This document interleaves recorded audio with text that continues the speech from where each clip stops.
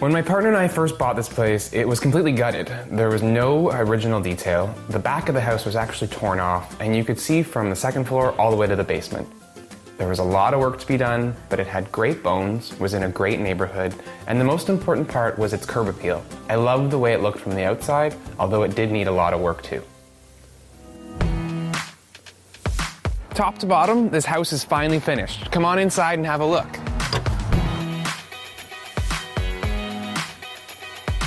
It's been a lot of time and a lot of hard work, but I couldn't be more proud and happy with the end result. What I think I like most is that you can't quite tell what's new and what's old.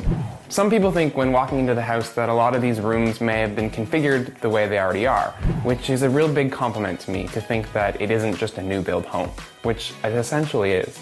So this is a pretty narrow house. It's only 13 feet wide, and I didn't want the entrance to just really dump into a living space. So we created this foyer or vestibule, which kind of contains the front entranceway and allowed it for a really generous sized closet.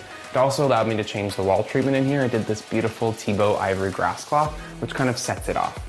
The first room you enter is our dining room. Traditionally this would be the living room in a Victorian row house, but I wanted it to be a dining room because it makes sense with a small round table.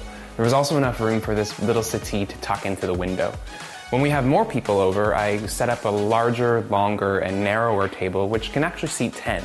Most of the time, I just have it set with this round table, which adds to the sense of the entranceway, kind of like a center hall table. The fireplace is a major focal point in this room, and I wanted to get it right. I wanted it to feel like it was original, so I found this guy off Kijiji. It was only $150, I had it painted out, and it looks like it could have always been here. So it was tricky to do, but I'm very happy with the result. So the dining room opens up into a generous sized sitting area, which I furnished with a mix of things.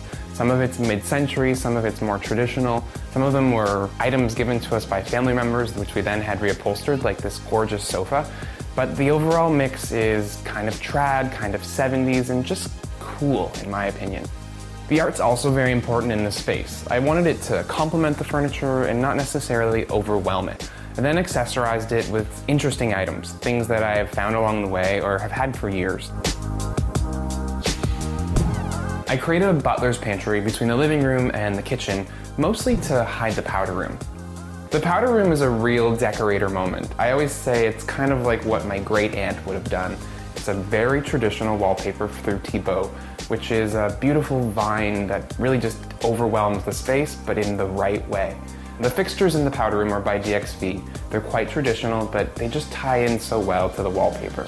And the piece de resistance is definitely the chandelier.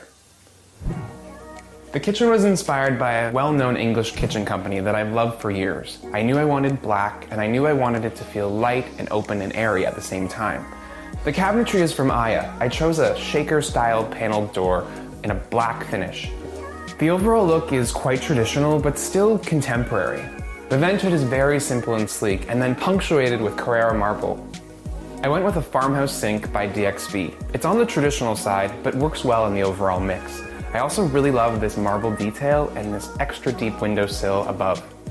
The banquette is probably where we spend most of our time. It's where we eat, most of our meals, and my partner actually works from home here. I chose a really rich green color because the kitchen is so neutral, but then at the same time it works so well with the greens outside. So the window in the back was a huge part of this renovation and something my partner and I knew we wanted from the get-go.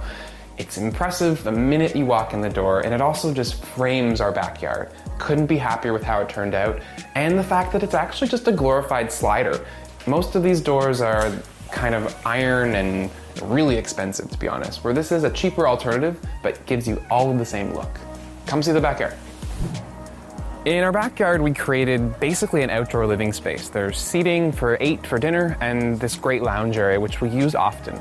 It has a huge canopy tree above, which is in our neighbor's yard, but it provides so much shade and this lush feeling of green.